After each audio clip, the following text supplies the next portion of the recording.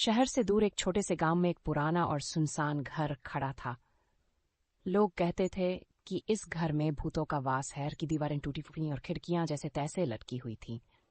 इस घर के बारे में जो भी सुनता उसकी रूह कांप जाती।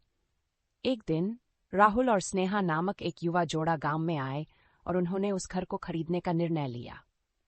दोनों को पुरानी चीजों का शौक था और उन्होंने सोचा कि यह घर उनकी आदतों के अनुसार रहेगा। उन्होंने घर को साफ करना शुरू किया और जल्द ही उसमें रहने लगे। पहले कुछ दिन सब कुछ ठीक था, लेकिन फिर अजीब अजीब घटनाएं होने लगीं। रात के समय घर में अजीब आवाजें आतीं।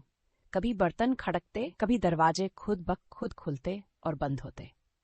स्नेहा ने कई बार राहुल से शिकायत की, लेकिन राहुल ने इसे घर के पुराना होने की वजह से होने वाली आवाजें समझा। एक रात जब दोनों सो रहे थे, स्नेहा की नींद टूटी और उसने देखा कि उसके पास एक धुंधला साया खड़ा है। डर के मारे वह चिल्लाई और राहुल जाग गया। उसने चारों ओर देखा, लेकिन कुछ भी दिखाई दिया। अगले दिन स्नेहा ने कहा कि वह अब और नहीं रह सकती, लेकिन राहुल ने उसे समझाया कि यह सब मानसिक प्रभाव हो सकता है और उसने उसे धैर्य रखने को कहा। लेकिन एक रात जब राहुल अकेला था, उसने महसूस किया कि घर में कोई और भी है। उसके चारों ओर से फुसफुसाहट की आवाजें आने लगीं। उसने देखा कि एक पुराना चित्र अपने आप दीवार पर हिलने लगा। अचानक उसकी नजरें एक साया पर पड़ी जो धीरे धीरे उसके पास आ रहा था। डर के मारे उसकी सांसें थम गईं।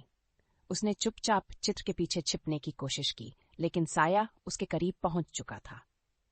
साया ने धीरे धीरे अपने हाथ राहुल की ओर बढ़ाया और उसकी खौफनाक आंखें उसकी आंखों में देखी। राहुल ने एक जोर की चिल्लाहट मारी और अगली सुबह गांव के लोग घर में उसे बेसुध पाए। गांव वाले जानते थे कि जो भी उस घर में रहता है उसे वही भयानक अनुभव करना पड़ता है। और उस दिन से राहुल और स्नेहा का घर फिर से सुनसान हो गया।